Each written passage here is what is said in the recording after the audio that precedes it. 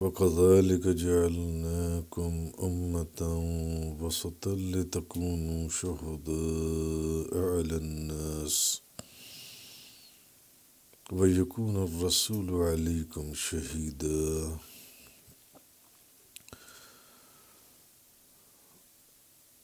آج سورۃ البقرہ کی آیت نمبر 143 کی تفسیر کا بیان ہے۔ وَكَذَلِكَ جَعَلْنَاكُمْ أُمَّةً وَسَطًا لِتَكُونُوا شُهَدَاءَ عَلَى النَّاسِ وَيَكُونَ الرَّسُولُ عَلَيْكُمْ شَهِيدًا۔ اور اسی طرح ہم نے تمہیں بہترین امت بنایا تاکہ تم لوگوں پر گواہ ہو جاؤ، اور یہ رسول تمہارے حق میں گواہ ہو جائیں۔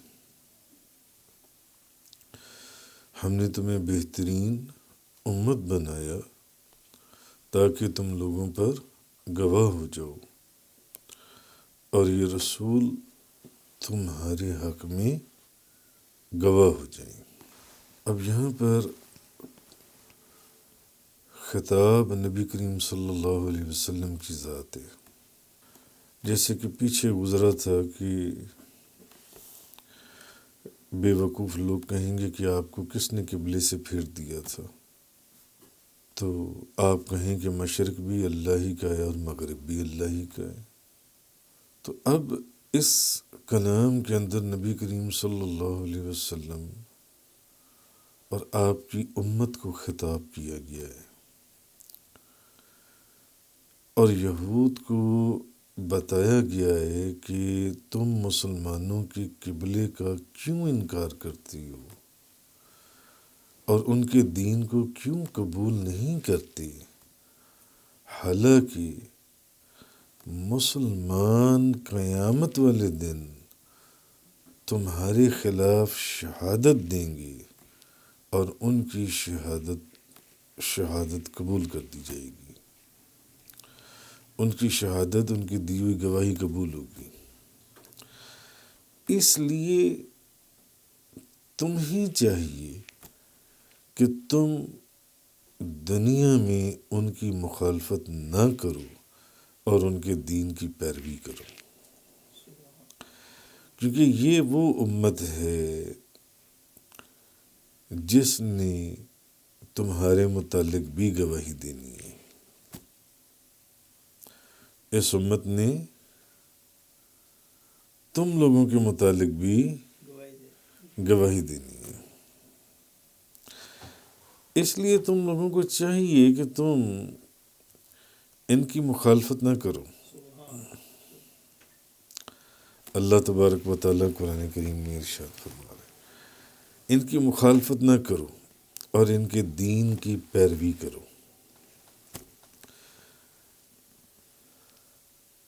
اب اس میں بھی نبی پاک صلی اللہ علیہ وسلم اور آپ کی امت کی عظمت کی کتنی بڑی دلیل ہے۔ حضرت ابو سعید خدری رضی اللہ تعالیٰ عنہ بیان کرتے ہیں کہ حضور نبی کریم صلی اللہ علیہ وسلم نے فرمایا، حضرت نوح کو قیامت والے دن بلایا جائے گا، وہ کہیں گے میں حاضر ہوں، اے میرے رب میں حاضر ہوں۔ اللہ تعالیٰ ان سے پوچھے گا کہ کیا آپ نے تبلیغ فرمائی تھی؟ حضرت نوح علیہ السلام کہیں گے ہاں میں نے تبلیغ کی تھی۔ پھر ان کی امت سے پوچھا جائے گا کہ کیا حضرت نوح علیہ السلام نے تبلیغ کی تھی؟ تو اب ان کی امت کہے گی حضرت نوح علیہ السلام کی کہ ہمارے پاس کوئی ڈرانے والا نہیں آیا تھا، جی ہمیں تو کسی نے تبلیغ کی ہی نہیں، ہمیں کسی نے تبلیغ نہیں کی۔ تو اللہ تعالیٰ حضرت نوح علیہ السلام سے فرمائے گا کہ بھی آپ کے حق میں اب کون گواہی دے گا؟ اللہ تعالیٰ نے حضرت نوح علیہ السلام سے پوچھا آپ نے تبلیغ کی؟ انہوں نے کہا ہاں کی، بالکل تبلیغ کی تھی۔ پھر ان کی امت سے پوچھا جائے گا تو وہ کہیں گے کہ نہیں، ہماری تو تبلیغ کی ہی نہیں، ہمارے پاس تو کوئی ڈرانے والا آیا ہی نہیں۔ تو اب اللہ تعالیٰ حضرت نوح علیہ السلام سے یہ فرمائے گا کہ آپ کے حق میں اب کون گواہی دے گا کہ آپ نے تبلیغ کی تھی؟ کیونکہ ان کی تو اپنی امت انکار کر گئی کہ نہیں، انہوں نے ہمیں کوئی تبلیغ نہیں کی تھی۔ تو اب وہ فرمائیں گے کہ میرے حق میں گواہی دیں گے تاجدار دو جہاں نبی کریم صلی اللہ علیہ وسلم اور ان کی امت، وہ گواہی دیں گے کہ حضرت نوح نے ان کو تبلیغ کی تھی۔ حضرت نوح علیہ السلام نے تبلیغ کی تھی، اپنے وقت میں، اپنے دور میں اپنی امت کو ڈرایا تھا۔ یعنی کہنے کا مقصد ہی ہے حضرت نوح علیہ السلام کی امت انکار کر دے گی کہ انہوں نے ہمیں تبلیغ نہیں کی، تو ان کی بھی گواہی نبی کریم صلی اللہ علیہ وسلم اور ان کی امت دے گی کہ نہیں، انہوں نے تبلیغ کی تھی۔ امام نسائی فرماتے ہیں کہ حضرت ابو سعید خدری نے بیان کیا کہ قیامت کے دن ایک نبی آئے گا، اس کے ساتھ صرف ایک شخص ہوگا، ایک اور نبی آئے گا، اس کے ساتھ دو شخص ہوں گے، ایک نبی اور آئے گا، اس کے ساتھ کچھ زیادہ لوگ ہوں گے۔ تو ان سے کہا جائے گا کہ کیا تم نے اپنی قوم کو تبلیغ کی تھی؟ وہ نبی کہیں گے ہاں۔ پھر ان کی قوم کو بلایا جائے گا اور ان سے پوچھا جائے گا کہ کیا انہوں نے تمہیں تبلیغ کی تھی؟ تو وہ کہیں گے نہیں، وہ کہیں گے نہیں، انہوں نے ہماری تبلیغ نہیں کی۔ پھر اس نبی سے کہا جائے گا کہ اب بتاؤ تمہارے حق میں کون گواہی دے گا، تمہارے حق میں کون گواہی دے گا؟ تو وہ کہیں گے کہ محمد صلی اللہ علیہ وسلم کی امت میرے حق میں گواہی دے گی۔ پھر نبی کریم صلی اللہ علیہ وسلم کی امت کو بلایا جائے گا، حضور نبی کریم صلی اللہ علیہ وسلم کی امت کو بلایا جائے گا، الحمدللہ رب العالمین، وہاں آپ لوگوں کو بلایا جائے گا اور آپ لوگوں سے پوچھا جائے گا کہ بتاؤ اس نبی نے اپنی امت کو تبلیغ کی تھی یا نہیں کی تھی؟ تو آپ لوگ گواہی دیں گے ہاں، انہوں نے تبلیغ کی تھی۔ جی بلایا جائے اور کہا جائے گا کہ انہوں نے تبلیغ کی تھی؟ وہ کہیں گے ہاں بالکل انہوں نے تبلیغ کی تھی۔ پھر کہا جائے گا کہ تمہیں کیسے معلوم ہے کہ انہوں نے تبلیغ کی تھی؟ تمہیں کیسے پتہ کہ انہوں نے تبلیغ کی تھی؟ وہ کہیں گے کہ ہمیں ہمارے نبی کریم صلی اللہ علیہ وسلم نے اس چیز کی خبر دی تھی کہ ان نبیوں نے تبلیغ کی تھی، اس لیے ہم گواہی دیتے ہیں، ہمارے نبی نے ہمیں بتایا تھا تو ہم گواہی دیتے ہیں۔ ان نبیوں کی اپنی امتیں انکار کر جائیں گی کہ نہیں، انہوں نے ہماری کوئی تبلیغ نہیں دی، ڈر خوف یا وہ جو دن اور جو معاملہ ہوگا، انہوں نے کوئی ہماری تبلیغ نہیں کی تھی۔ تو جب ان سے پوچھا جائے گا کہ اچھا پھر اب کیا گواہی لاتے ہو، کون گواہی دے گا؟ تو وہ نبی بولیں گے کہ تاجدار دو جہاں حضرت محمد مصطفیٰ صلی اللہ علیہ وسلم کی امت ہمارے حق میں گواہی دے گی۔ اور جب نبی کریم صلی اللہ علیہ وسلم کی امت گواہی دے گی تو نبی کریم صلی اللہ علیہ وسلم کی امت سے پوچھا آپ کو کس نے بتایا تھا کہ انہوں نے واقعی تبلیغ کی تھی؟ ہزاروں سال پہلے ہی آئے تھے، کیا تم وہاں تھے موجود؟ تو وہ کہیں گے کہ ہمیں ہمارے نبی کریم صلی اللہ علیہ وسلم نے بتایا تھا کہ انہوں نے تبلیغ کی تھی، انہوں نے تبلیغ کی تھی۔ وَكَذَلِكَ جَعَلْنَاكُمْ أُمَّةً وَسَطًا لِتَكُونُوا شُهَدَاءَ عَلَى النَّاسِ وَيَكُونَ الرَّسُولُ عَلَيْكُمْ شَهِيدًا، اور اسی طرح ہم نے تمہیں بہترین امت بنایا. اسی لیے تو آپ بہترین امت ہیں. ہم نے تمہیں بہترین امت بنایا، تمہیں بہترین امت بنایا کہ تم لوگوں پر گواہ ہو جاؤ اور یہ رسول تمہارے حق میں گواہ ہو جائیں. تو یہاں سے کیونکہ قبلے کا ذکر چل رہا تھا، قبلے کی تبدیلی کا، تو جس طرح ہم نے تم کو ہدایت یافتہ بنایا ہے، سمجھایا یہ جا رہا ہے، اور تمہارے قبلے کو تمام امتوں کے قبلے سے افضل بنایا ہے. تمام امتوں کے قبلے سے تمہارے قبلے کو افضل بنایا ہے. اسی طرح ہم نے تم کو امت وسط یعنی درمیانی سب سے افضل بہترین امت بنایا ہے. بہترین امت. میں نے پیچھے بھی عرض کیا تھا کہ جو درمیانی علاقہ یا حصہ یا وقت ہوتا ہے وہ سب سے زیادہ زبردست ہوتا ہے. دن کا درمیانی حصے میں سورج کی روشنی اپنے نقطۂ عروج پر ہوتی ہے. انسان کا جو درمیانی عہد شباب ہے وہ پوری طاقت اور اس کی جوانی کے ساتھ اس میں ہوتا ہے. بچپن بھی کمزور اور بڑھاپا بھی کمزور. اس لیے کہ درمیان یعنی آپ کو بہترین درمیانی وقت کو جو ہے جو اسی لیے قبلے کو زمین کے وسط میں رکھا گیا. چاروں طرف سے ڈائریکشنز اسی طرف کو ایک برابر جاتی ہیں.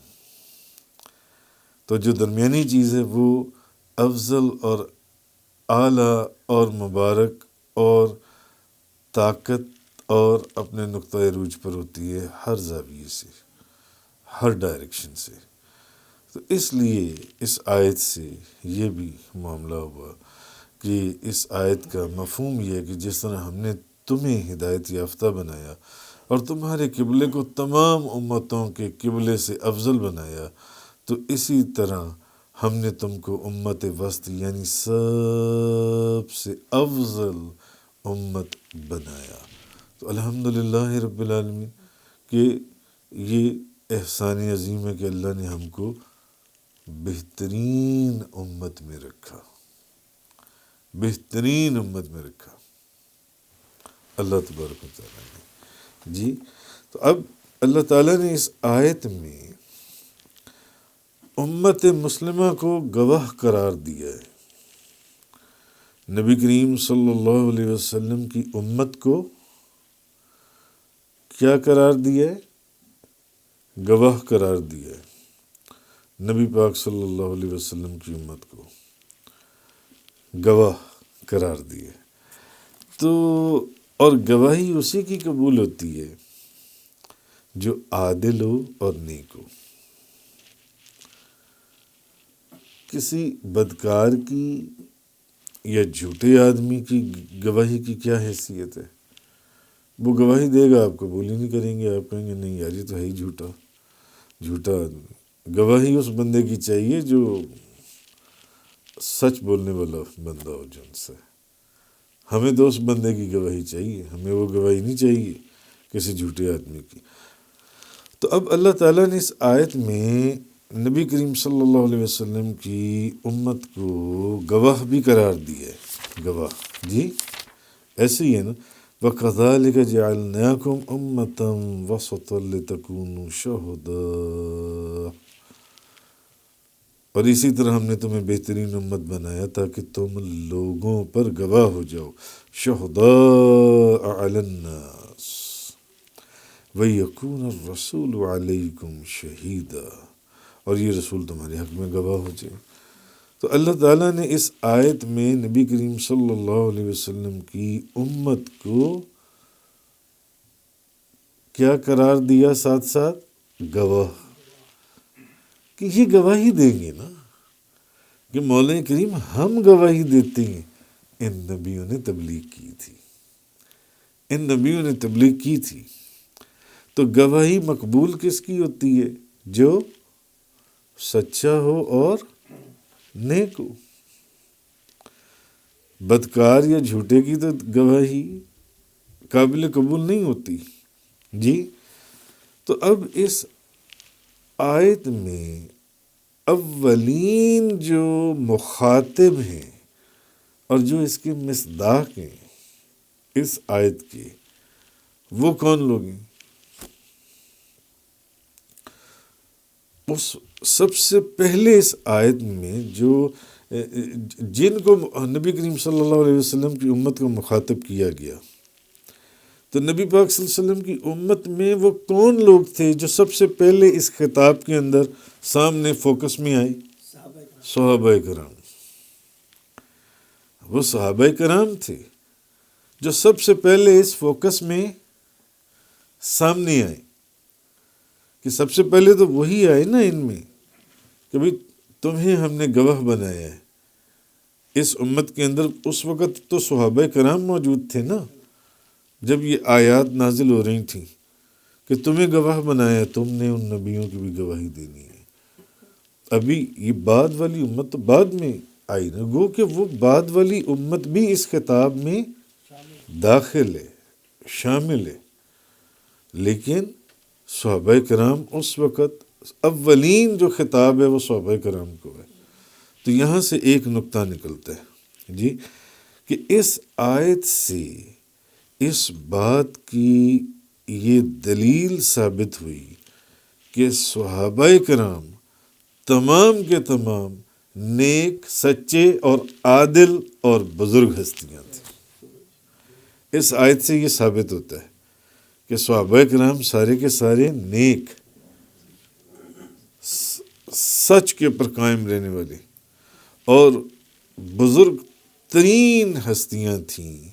تو پھر اس آیت سے یہ ثابت بھی ہو گیا اور شیعوں کے اس عقیدے کا رد بھی ہو گیا کہ شیعہ یہ کہتے ہیں کہ نہیں، صحابہ تو صرف 3 یا 4 رہ گئے تھے، باقی سارے جو ان سے ہیں استغفر اللہ مرتد ہو گئے تھے، معاذ اللہ استغفر اللہ من ذالک۔ صحابی تو صرف 3-4 ہیں جو ان سے ہیں۔ تو اس آیت سے پھر یہ ثابت ہو گیا کہ نہیں، تمام صحابہ کرام عادل، نیک اور بزرگ ہستیاں تھیں جن کو خطاب کیا گیا ہے اس کے اندر۔ تو شیعوں کا کہنا بعد میں کہ بعد میں صرف 3-4 صحابی رہ گئے تھے، باقی سارے جو ان سے وہ مرتد ہو گئے تھے، کہ نبی کریم صلی اللہ علیہ وسلم کے وصال کے بعد 3-4 کے علاوہ باقی سارے صحابہ مرتد ہو گئے تھے۔ تو ان کا یہ خیال بالکل غلط ہے اور ان کا یہ عقیدہ بالکل غلط ہے اور قرآن کریم کے بالکل اگینسٹ ہے جو ان سے جی۔ تو صحابہ کرام کے بعد پھر ساری امت اس حکم کے اندر داخل ہے کہ ساری امت نبی کریم صلی اللہ علیہ وسلم کی وہ گواہی دے گی کہ بالکل ان نبیوں نے جو ان سے وہ تبلیغ کی تھی جی، اور یہ رسول بھی تمہارے حق میں گواہ ہو جائیں، یہ رسول بھی جی قرآن مجید اور احادیث کی روشنی میں پچھلی امتوں اور اس امت کے جتنے افعال ہیں وہ سارے کے سارے نبی کریم صلی اللہ علیہ وسلم کی بارگاہ میں پیش کیے جاتے ہیں، پیش کیے گئے ہیں اور پیش کیے جاتے ہیں، پہلی امتوں کے بھی اور اس امت کے بھی، نبی کریم صلی اللہ علیہ وسلم کی جی۔ جیسے کہ علامہ بیضاوی نے فرمایا کہ ہر نبی اپنی امت کے فاسد عقائد اور برے اعمال کے خلاف گواہی دے گا، اور نبی کریم صلی اللہ علیہ وسلم تمام نبیوں کی گواہی کے صدق پر گواہی دیں گے۔ وہ کہیں گے کہ ہاں یہ سارے نبی سچ بول رہے ہیں۔ تو اس سے کیا ثابت ہوا کہ نبی پاک صلی اللہ علیہ وسلم صرف اپنی امت کے افعال اور اپنی امت کے اعمال سے واقف نہیں ہیں، بلکہ پہلی بھی جتنی امتیں ہوئیں ان کے بھی سارے اعمال سے واقف ہیں، ہر شخص کی اعمال سے واقف ہے نبی کریم ان کے اعمال سے واقف ہیں، تو نبی پاک صلی اللہ علیہ وسلم ان نبیوں کی وہ جو سچی بات کہہ رہی ہوں گی اس کے اوپر گواہی دیں گے کہ یہ نبی سچی ہیں، یہ سچ کہہ رہی ہیں کہ ان کی امت نے یہ عمل کیے تھے جو ان سے، ان کی امت نے یہ اعمال ایسے ہی کیے تھے۔ تو نبی کریم صلی اللہ علیہ وسلم کو اللہ تعالیٰ نے تمام امتوں کے احوال اور افعال پر ان کو اطلاع دی ہے اور ان کی دنیا اور آخرت کا آپ کو علم عطا فرمایا۔ اللہ تعالیٰ نے یہ علم عطا فرمایا، اور خصوصاً آپ کی امت کے جو اعمال ہیں وہ قبر انور میں آپ پر پیش کیے جاتی ہیں، قبر شریف کے اندر آپ پر پیش کیے جاتے ہیں۔ امام احمد بن حنبل روایت کرتی ہیں، حضرت ابو بکر صدیق رضی اللہ تعالیٰ عنہ بیان کرتی ہیں کہ ایک دن نبی کریم صلی اللہ علیہ وسلم نے صبح کی نماز پڑھائی، پھر وہاں چاشت کے وقت تک بیٹھے رہے، پھر رسول کریم صلی اللہ علیہ وسلم ہنسے، پھر اسی جگہ بیٹھے رہے، پھر آپ نے ظہر، عصر، مغرب، عشاء پڑھی، اور اس دوران آپ نے کسی سے بات نہیں کی، کسی سے بات نہیں کی۔ یہ دن کیسا عجیب ہوگا کہ جس دن نبی پاک صلی اللہ علیہ وسلم نے فجر کی نماز پڑھائی اور چاشت کے وقت تک 10-11 بجے تک وہاں بیٹھے رہے، اور پھر آپ ہنسے، مسکرائے، پھر آپ نے ظہر، عصر، مغرب، عشاء کی نماز پڑھی، اور آپ وہاں بیٹھے رہے، وہاں بیٹھے رہے، اور آپ نے اس دن کسی سے کوئی کلام نہیں کیا، کسی سے آپ نے کوئی بات نہیں کی، اور پھر آپ اٹھے اور گھر تشریف لے گئے۔ لوگوں نے کن کی بارگاہ میں عرض کیا؟ حضرت ابو بکر صدیق کی بارگاہ میں عرض کیا۔ انہوں لوگوں نے حضرت ابو بکر سے کہا کہ آپ رسول کریم صلی اللہ علیہ وسلم سے پوچھتے کیوں نہیں کہ یہ آج کا دن کیا معاملہ تھا کہ فجر کی نماز پڑھ کر چاشت تک بیٹھے رہے، اور پھر ہنسے، مسکرائے، اور پھر خاموش ہو گئے، اور پھر ظہر، عصر، مغرب، عشاء نمازیں، اور پھر خاموشی سے آپ گھر تشریف لے گئے۔ تو اے ابو بکر صدیق، آپ پوچھتے کیوں نہیں ہیں؟ یہ معاملہ تھا کیا؟ یہ معاملہ تھا کیا؟ تو لوگوں نے حضرت ابو بکر صدیق کے علاوہ کسی اور کو کیوں نہیں کہا؟ اس لیے کہ وہ محرم راز تھی، کم و بیش محرم راز تھی۔ لوگوں نے کہا آپ پوچھیں نا نبی کریم صلی اللہ علیہ وسلم سے۔ تو حضرت ابو بکر صدیق نے پوچھا، تو نبی کریم صلی اللہ علیہ وسلم نے فرمایا کہ دنیا اور آخرت کے امور میں سے، دنیا اور آخرت کے جو کام ہونے والے تھے وہ سب آج مجھے دکھا دیے گئے، وہ سب آج مجھ پر پیش کیے گئے۔ تمام اولین اور آخرین کو ایک میدان میں جمع کیا گیا۔ لوگ گھبرا کر حضرت آدم علیہ السلام کے پاس گئے، لوگ گھبرا کر حضرت آدم علیہ السلام کے پاس گئے، یہاں تک کہ وہ لوگ منہ تک پسینے میں ڈوبے ہوئے تھے۔ یعنی نبی کریم صلی اللہ علیہ وسلم نے بتا دیا کہ اصل میں معاملہ یہ تھا کہ آج تمام اولین اور آخرین کے جو معاملات تھے پہلے کے بعد کے سب مجھے دکھا دیے گئے، میں وہ دیکھ رہا تھا جن سے۔ اسی طرح نبی کریم صلی اللہ علیہ وسلم نے فرمایا میری حیات تمہارے لیے بہتر ہے، میری حیات تمہارے لیے بہتر ہے، میری موت تمہارے لیے بہتر ہے۔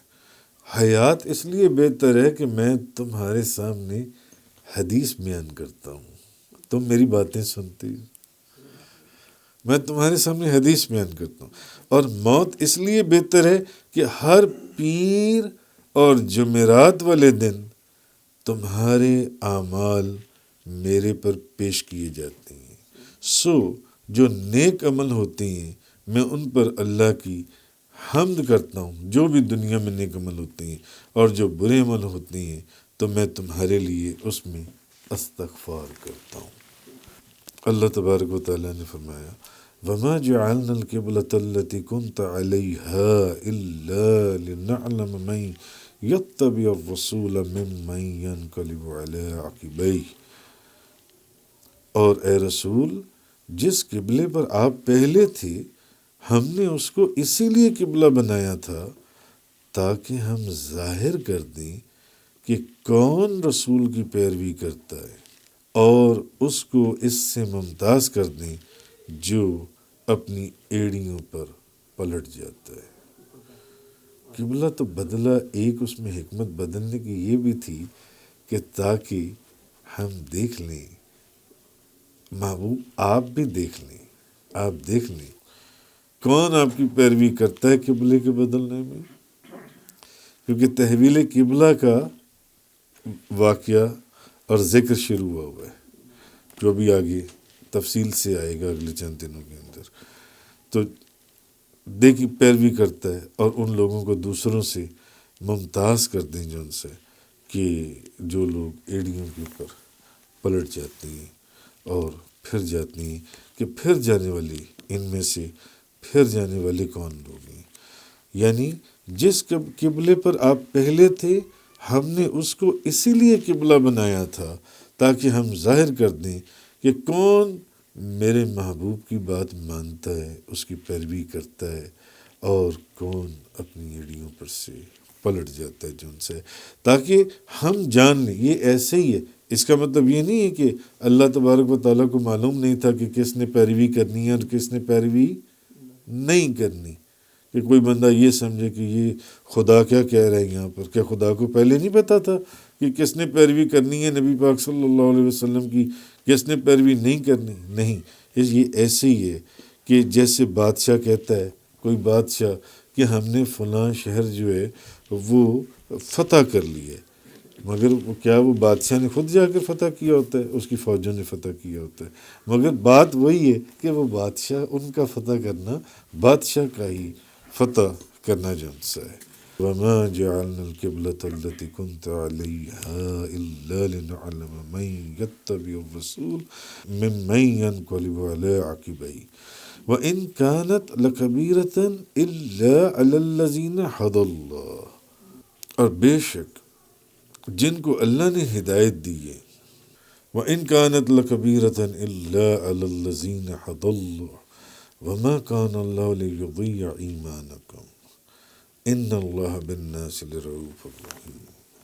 تو اللہ تعالیٰ نے قبلہ بدل کر لوگوں کو امتحان میں ڈالا، قبلہ بدل کر۔ نبی کریم صلی اللہ علیہ وسلم کی تو خواہش تھی، نبی کریم صلی اللہ علیہ وسلم کی تو مرضی تھی کہ قبلہ تبدیل ہو جائے، مگر اس میں ایک حکمت یہ بھی تھی کہ لوگوں کو ذرا جانچا جائے، لوگوں کو دیکھا جائے، ان کو امتحان میں ڈالا جائے، اس لیے کہ جس چیز کے اوپر لوگ اپنے آباء و اجداد کے عمل کے اوپر چلتے آ رہے ہوں، ان کو اس عمل کو ایک دم تبدیل کر دینا جو ہے، اور اس کے اوپر کسی کا لوٹ آنا واپس جن سے، وہ ایک بڑا مشکل کام ہے، جن سے بہت مشکل کام ہے۔ جس چیز کے اوپر عادت پکی ہو گئی ہو اس کو ترک کرنا اور اپنے آباء و اجداد کے طریقے کو چھوڑ دینا، یہ بہت دشوار ہوتا ہے۔ ہاں، یہ ایک علیحدہ بات ہے کہ جس شخص کے دل میں اللہ تعالیٰ نے اپنی معرفت عطا کر دی، جس شخص کے دل میں اللہ تعالیٰ نے اپنی معرفت پیدا کر دی، اس نے اپنی طبیعت کو اللہ اور اس کے رسول کے حکم اور شریعت کے احکامات کے اندر ڈھال دیا، جی اب اس کو فی نفس ہی کسی چیز سے رغبت نہیں ہے، اس کی رغبت تو اللہ کے حکم میں ہے، اللہ اور اس کے رسول کے حکم میں ہے۔ مشرق کی طرف منہ کر لو تو مشرق کی طرف منہ کر لیا، مغرب کی طرف منہ کر لو تو مغرب کی طرف منہ کر لیا، سوچنے کی تو بات ہی نہیں ہے، معاملہ تو حکم کا ہے۔ کہا کیا جا رہا ہے؟ مشرق کی طرف منہ کرو، مشرق کی طرف، مغرب کی طرف کرو، مغرب کی طرف کر لیا، بیت المقدس کی طرف کر لو، بیت المقدس کی طرف کر لیا، بیت اللہ کی طرف کر لو تو بیت اللہ کی طرف کر لیا، کعبۃ اللہ کی طرف۔ جن کو خدا نے یہ معرفت عطا کی، ان کے لیے اس چیز کی کوئی اہمیت نہیں ہے کہ نہیں قبلہ مشرقی ہونا چاہیے، قبلہ مغربی ہونا چاہیے، قبلہ شمالی ہونا چاہیے یا قبلہ جنوب ہونا چاہیے، نہیں.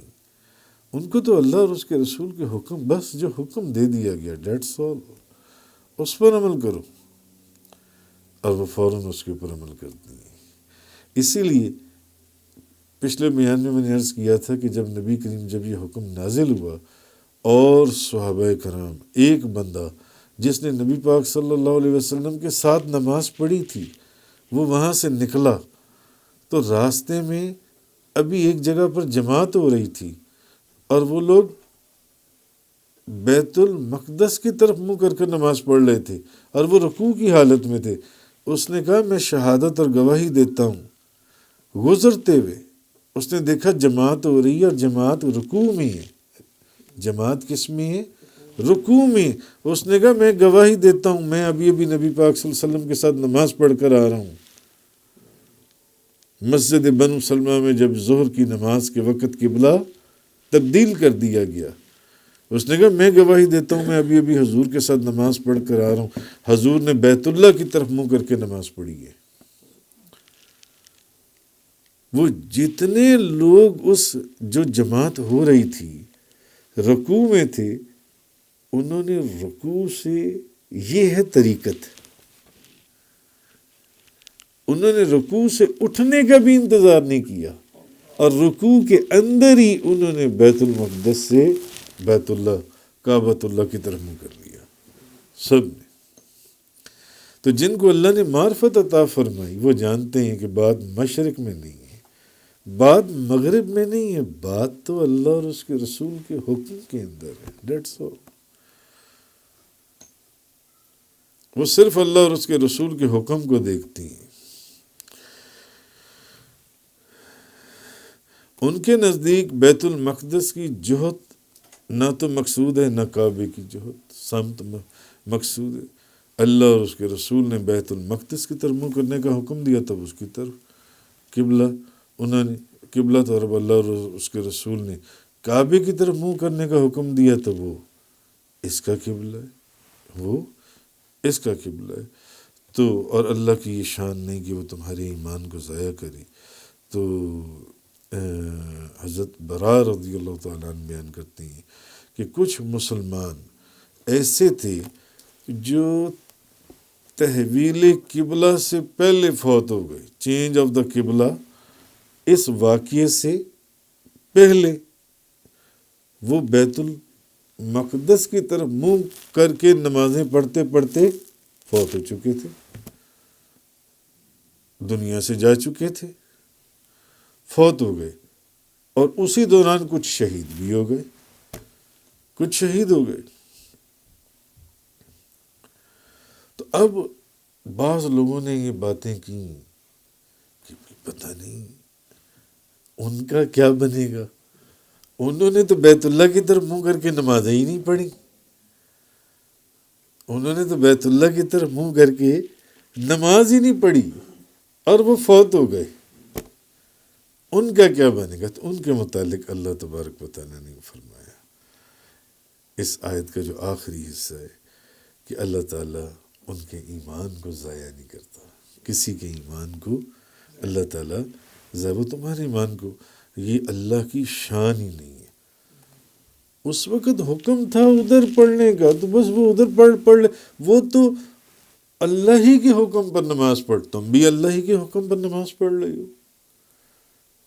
آج ہمارا حکم یہ ہے کہ تم ادھر منہ کر لو تو تم ادھر منہ کر کے نماز پڑھ لے ہو، ورنہ تم بھی تو ادھر ہی منہ کر کے نمازیں پڑھ رہے تھے نا.